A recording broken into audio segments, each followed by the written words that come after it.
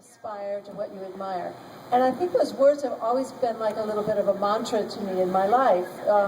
So I've kind of tried to follow a course in my life where if something seemed really extraordinary to me, that was what I wanted to go towards. And I know when I first started working in the theater, the theater artists and the actors and the directors and the plays and the writers, whatever I found particularly inspiring were the things that I wanted to do. And I think the same, it continued kind of throughout my career. So I guess that's, I feel like if you're doing what you're supposed to be doing, if you're doing what you love to do, that the living part of it will sort of follow, that I never actually really set out to or necessarily believed I would make a living as an actor. I just somehow always assumed that I probably wouldn't, and that was going to be okay, that I'd figure out some other way to make a living. And then I just, I got lucky, and it turned out that I was able to make a living as an actor. And the second part of your question was?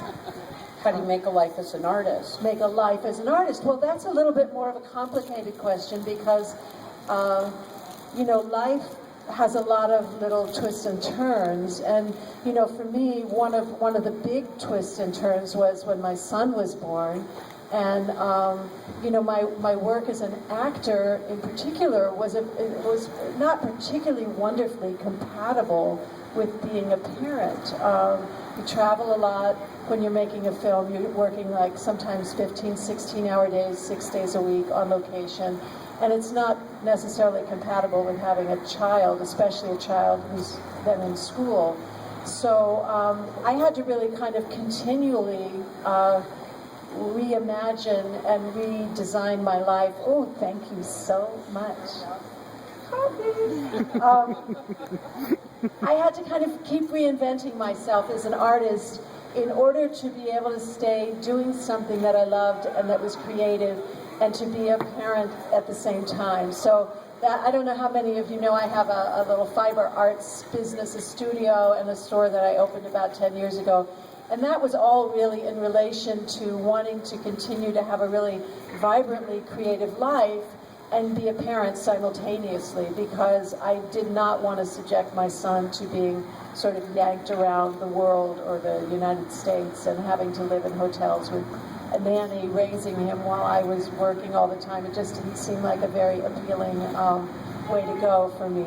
So I tried to create a whole other life for myself during that period of time where I could actually really be there, but I didn't feel at the same time that I was not able to do something that I was really enjoying in my life.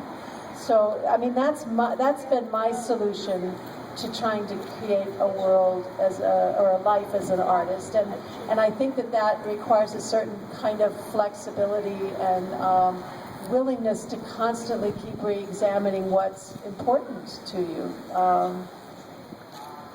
Thank you. I'm going to step off the stage and leave it to Karen, and if you've got a question for her,